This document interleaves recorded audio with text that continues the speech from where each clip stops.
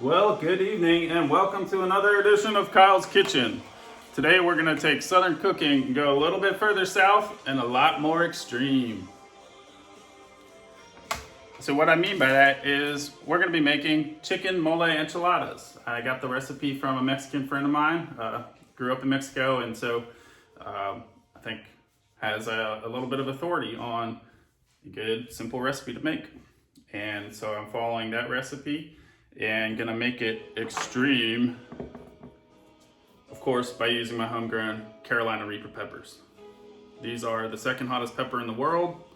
I grew them from little seedlings and transplanted a few pots, and it's doing quite well. And I dehydrate them using the Triceratop solar panel dehydrator. It's this little contraption. It's just one solar panel that runs a small fan and comes with this little wooden base. It's about $25 from a Kickstarter. And you simply place it on a mason jar, put it out in direct sunlight, and it spins the fan, pulling the air out of the mason jar and dehydrating it. And so for me, with about 6 hours of direct sunlight a day, maybe 8 on some days, not due to a lack of sunshine, but just due to tree cover, cloud cover, house shadows. This did take a while to get these guys dehydrated. Probably took span a couple weeks. If you have more direct sunlight, you could probably get it down to probably just a couple days.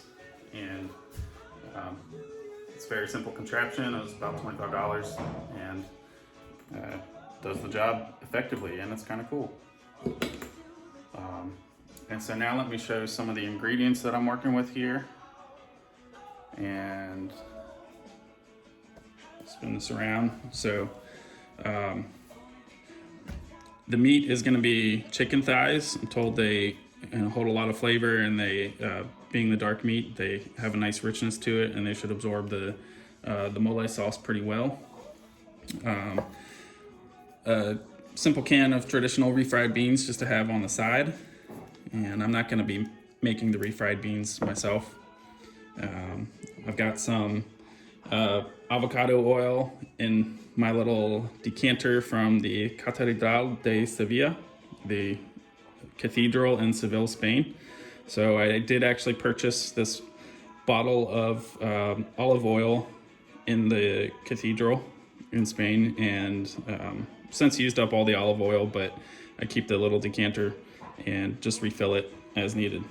So I'm gonna pour from there to make the sauce. And I've got just one white onion, a few cloves of garlic.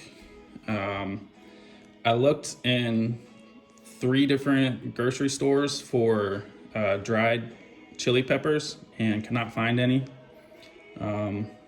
Shame on Whole Foods and Kroger. But what I did pick up were various chili peppers in a can. So these are Hatch green chilies, so they're gonna be kind of hot.